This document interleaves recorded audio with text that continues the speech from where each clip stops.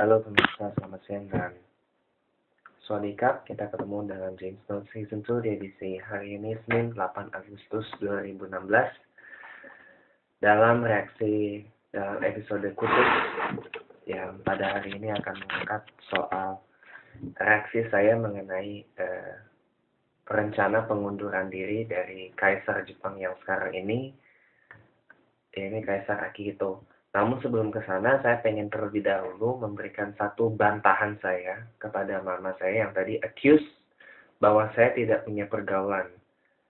Ini buat mama tolong dengerin ya. Kalau aku itu sebenarnya punya banyak pergaulan, punya banyak teman dan punya banyak relasi.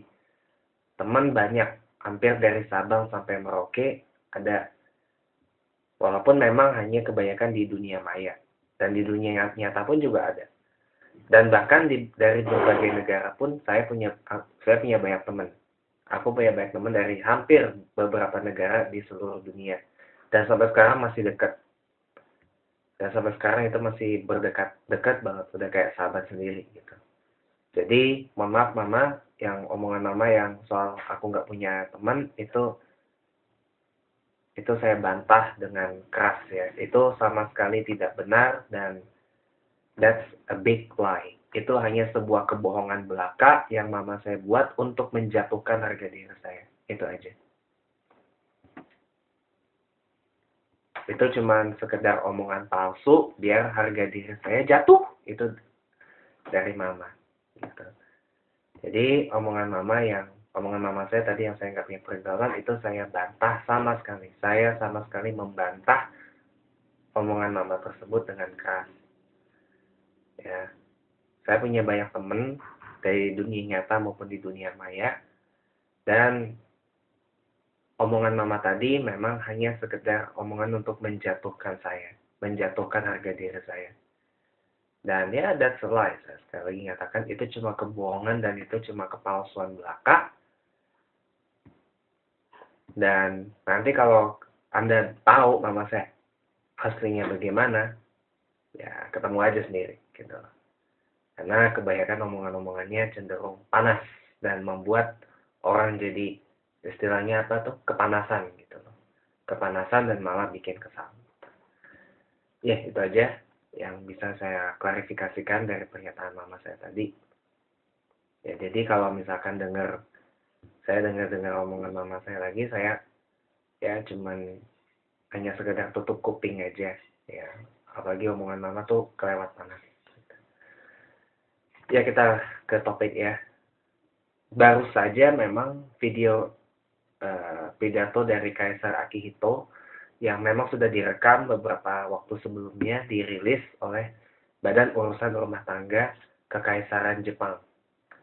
Dan di situ poin dari pidato tersebut menyatakan bahwa Kaisar Akihito itu sudah tidak mampu lagi melaksanakan tugas-tugas kenegaraannya karena pertama karena faktor umur yang Kaisar Akihito ini bulan Desember nanti akan berumur 83 tahun.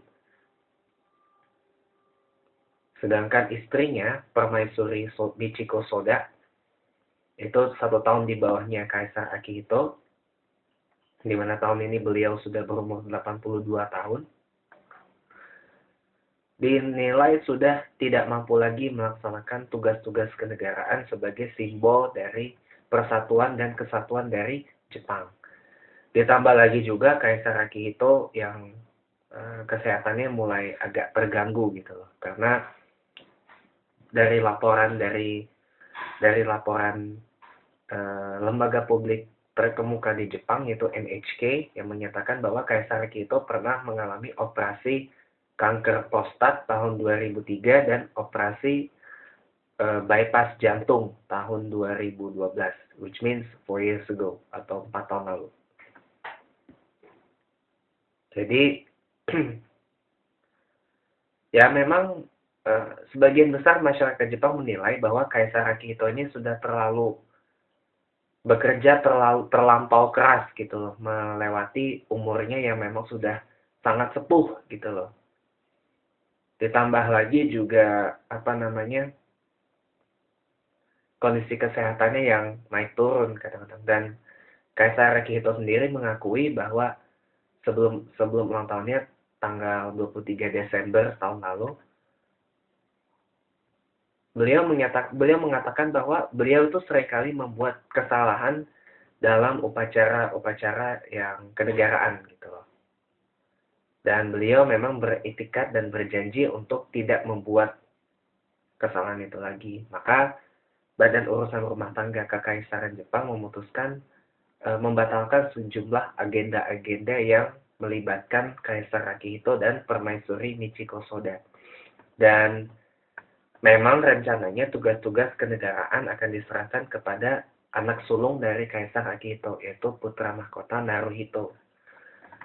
Nah, berbicara soal putra mahkota Naruhito yang memang sudah dipastikan akan menjadi Kaisar Jepang yang berikutnya, yang ke-126, sejak pertama kali Kaisar Jepang Jimmu itu berkuasa tahun 660 sebelum Masehi.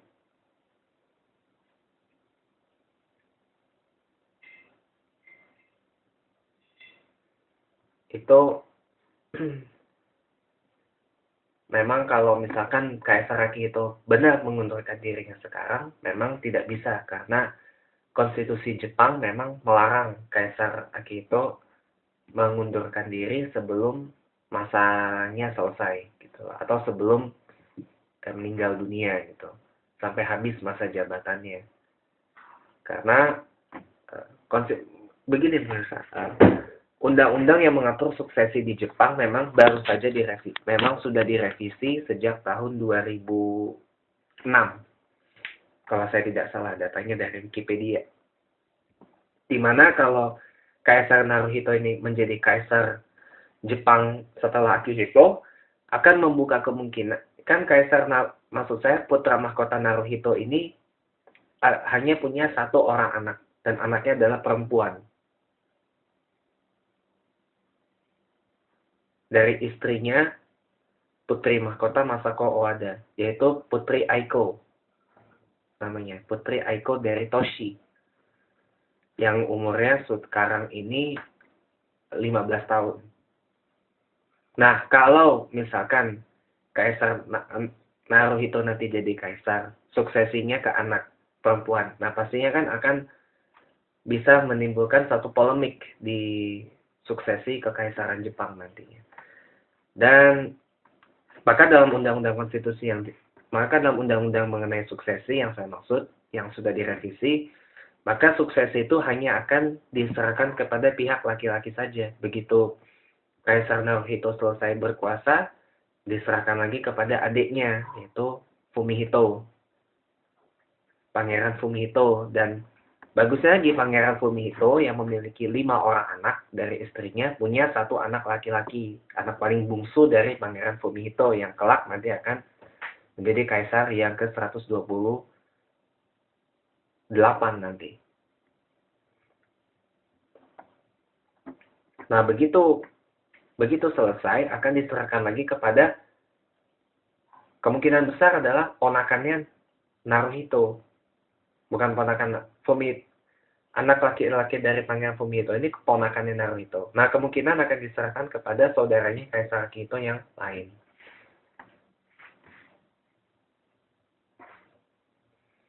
Nah, kalau misalkan undang-undang mengenai suksesi, undang-undang mengenai kekaisaran Jepang itu dirubah atau diamandemen, besar kemungkinan Kaisar Akihito bisa mengundurkan diri dengan lancar. Ditambah lagi dengan terbukanya kesempatan untuk kaum perempuan menjadi kaisar di Jepang, atau maksud saya menjadi permaisuri yang berkuasa di Jepang, atau disebut dalam bahasa Inggris Empress Regnant, bukan Empress Consort atau permaisuri selir, tapi adalah permaisuri yang berkuasa gitu. Kemungkinan ini bisa dirubah karena mengingat kondisi Kaisar Akihito yang sangat buruk, yang bukan sangat buruk sih, yang memang mulai agak kurang baik untuk melaksanakan tugas-tugas kenegaraan, dan sudah terlalu tertekan sekali, sudah terlalu stres sekali Kaisar Akihito ini dalam menjalankan tupoksinya sebagai simbol pemersatu dari Jepang. Nah, maka nggak ada salahnya memang kalau ada sidang khusus di Diet atau di Parlemen Jepang untuk membahas tentang rencana pengunduran diri dari Kaisar Akihito dan sekaligus juga mengamandemen konstitusi yang berkaitan dengan kekaisaran Jepang gitu. Dalam sebuah sesi khusus di Parlemen Jepang nantinya.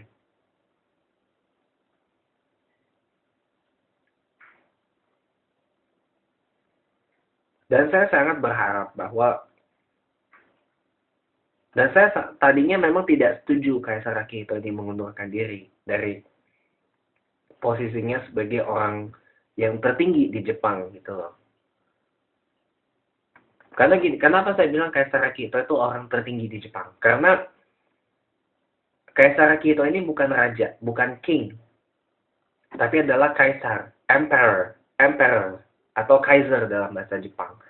Nah, dalam susunan monarki, emperor itu kedudukannya lebih tinggi dari king. Raja itu lebih rendah kedudukannya dari kaisar. Kaisar itu lebih tinggi kedudukannya dari raja. Dan Jepang adalah satu-satunya negara kekaisaran di era kontemporer sekarang ini. Satu-satunya kekaisaran yang masih bertahan. Dulu memang banyak kekaisaran. Dulu memang banyak kaisar-kaisar selain di Jepang. Dulu, tapi sekarang sudah kebanyakan berubah menjadi negara republik yang dikepala negarakan oleh seorang presiden. Gitu. Bukan lagi kaisar. Nah, Jepang satu-satunya negara kekaisaran yang masih bertahan di era kontemporer sekarang ini. Meskipun memang nama kekaisaran Jepang atau Empire of Japan tidak lagi dipakai, tapi cukup Jepang saja atau Japan saja. Atau bahasa Jepang itu Nippon gitu. Atau the State of Japan. Bukan lagi Empire of Japan atau kekaisaran Jepang, karena mengingat Empire of Japan ini adalah era Jepang sebelum Perang Dunia Kedua kan, dan setelah post-war atau maksud saya post-war atau pasca Perang Dunia Kedua disebutnya cukup dengan Japan saja atau Nippon saja atau Nihongo atau Nihonkoku saja. Bukan Nippongo itu bahasa Jepang. Nipponkoku atau Nihonkoku itu aja.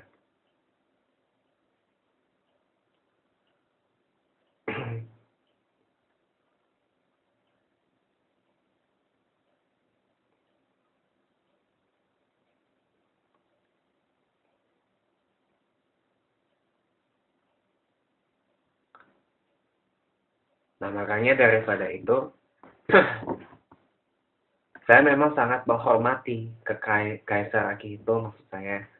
Kaisar Akihito yang cukup kesatria ya, menyatakan bahwa dirinya memang pengen mengundurkan diri. Nah, ini menjadi contoh bagi para penguasa di Indonesia gitu, bahwa kekuasaan itu bukan untuk dipegang sampai mati-matian banget gitu loh. Tapi itu adalah sebuah amanah yang dimana kita wajib memiliki kemampuan untuk menjalankannya gitu loh.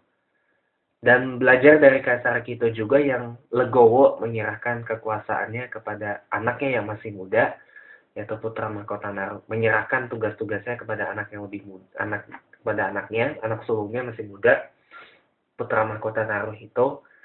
Nah, ini menjadi pelajaran juga bahwa tidak selamanya orang tua itu mampu melaksanakan berbagai tugas-tugas gitu. Kadang-kadang masa di Indonesia gini pemirsa, saking diajarin untuk berbakti sama orang tua, saking terlalu sering diajarin untuk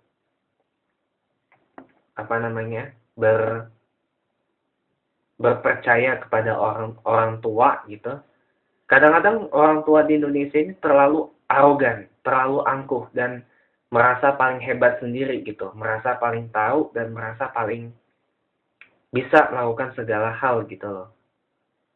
Nah, belajarlah dari Kaisar Akihito gitu loh, yang semakin bertambahnya umur beliau, ya semakin bijaksana memilah-milih mana yang masih bisa dilakukan dan mana yang tidak bisa. Jadi nggak menuntut tidak menuntut.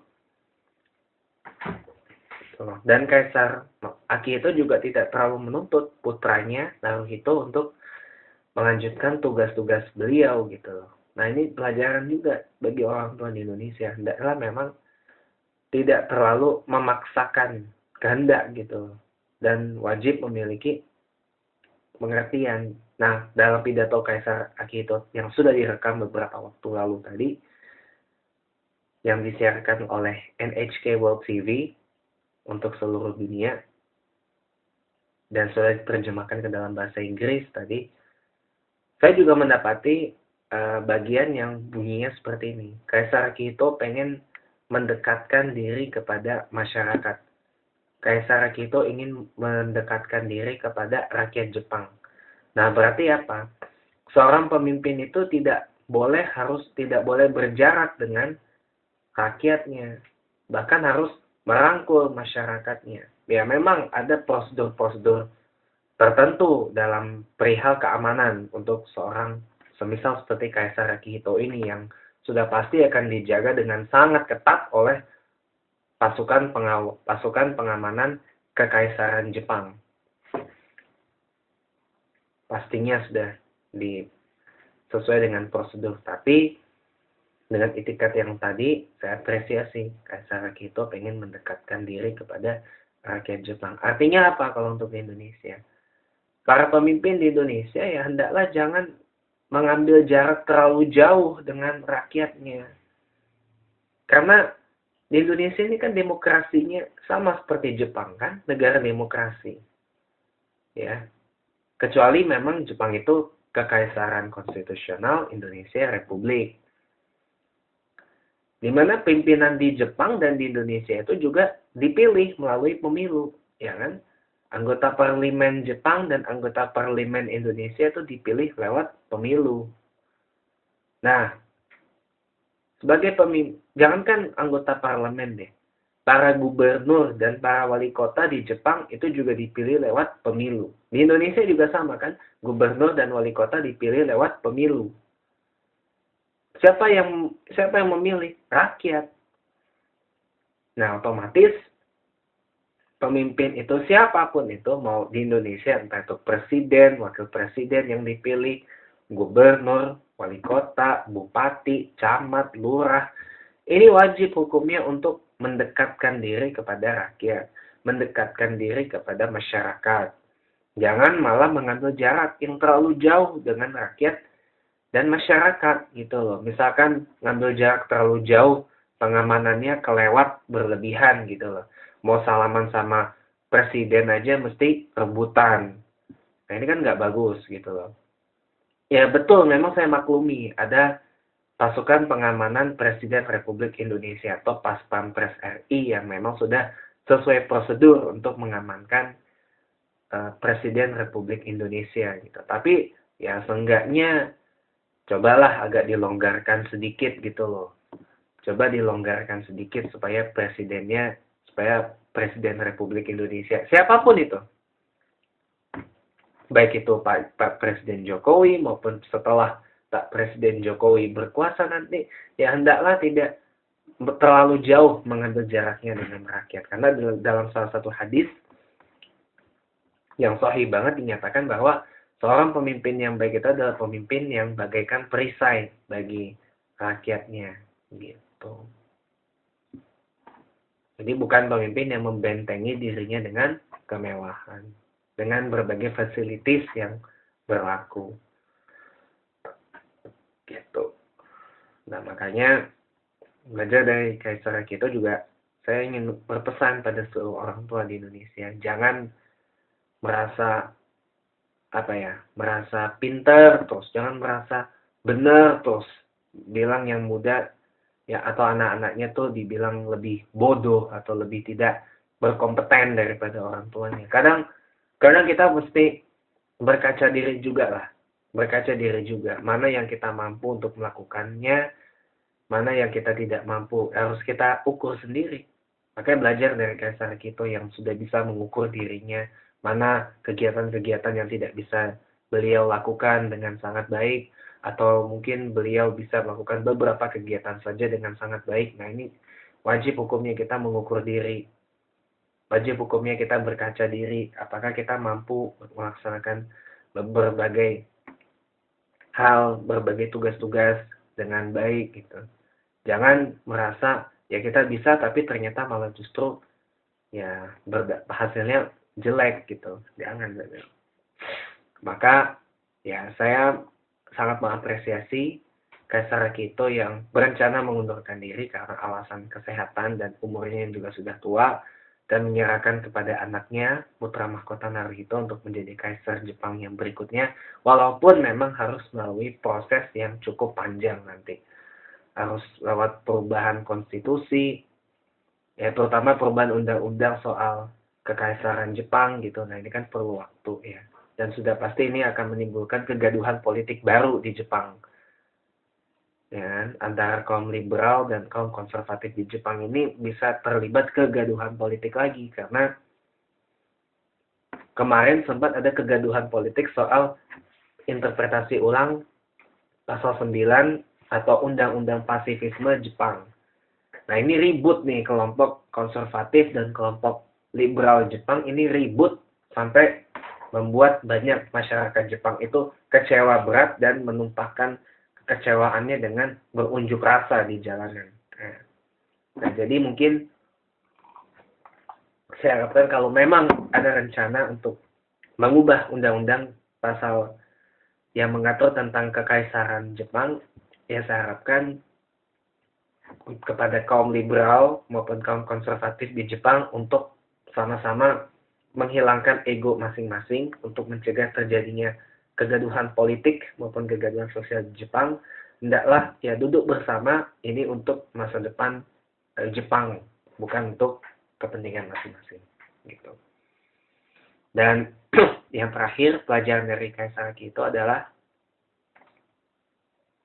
yang bisa saya sampaikan pada kesempatan siang hari ini, ya hendaklah kita juga pandai-pandailah mengukur kemampuan orang yang lebih muda gitu. Kalau orang yang lebih muda bisa menjalankan tugas dengan sangat baik, ya tidak ada salahnya kita beri. Tapi kalau tidak, kalau nggak bisa, ya lebih baik tidak usah dipaksakan gitu. Biar berlatih dulu sampai bisa, biar dipersiapkan dulu sampai bisa, baru. Dan satu lagi, segala sesuatu harus dipersiapkan dengan baik kalau pengen hasilnya baik gitu. Karena sesuatu tanpa persiapan itu sama saja menceburkan diri ke dalam kenistaan gitu. Sesuatu yang tidak baik pasti hasilnya tidak baik gitu. Yang prosesnya saja berantakan, hasilnya juga pasti akan berantakan. Maka tadi saya bilang, kalau prosesnya sudah salah pasti akan tercebur ke lubang kenistaan gitu. Dan juga buat seluruh masyarakat Jepang, ya saya hanya bisa mendoakan yang terbaik untuk Kaisar Akihito. Dan ya kalau memang era Heisei sudah berakhir, ya saya harapkan Jepang di bawah kepemimpinan Naruhito yang kelak nanti jadi kaisar bisa menjadi negara yang semakin damai, semakin maju, dan semakin aman dan sejahtera untuk tidak hanya masyarakat Jepang, tapi untuk masyarakat non-Jepang yang ada di wilayah Jepang. Dan saya rasa itu reaksi saya terhadap rencana pengunduran diri Kaisar Akihito yang bisa saya sampaikan pada kesempatan siang hari ini, Senin 8 Agustus 2016. Semoga bermanfaat untuk Anda. Semoga Tuhan memberikan yang terbaik untuk masyarakat Jepang dan juga untuk yang dicintai Kaisar Akihito. Semoga bermanfaat, dan itu tadi sekaligus penutup James Note Season 2 untuk edisi siang hari ini, Senin 8 Agustus 2016. Jangan lupa subscribe channel YouTube saya, James Glenn Smith Chefing. Follow Instagram dan Twitter di @jcos, _shaving, SCHEVING. Dan Facebook untuk info dan posting yang lebih lengkap lagi dari pernyataan, dari reaksi saya terhadap rencana pengunduran diri Kaisar Akihito ini di James Glenn Smith Chefing, sama dengan nama channel YouTube saya. Dan promo tadi juga sekaligus kembali menutup James Bond Season 2 untuk edisi siang hari ini, Senin 8 Agustus 2016.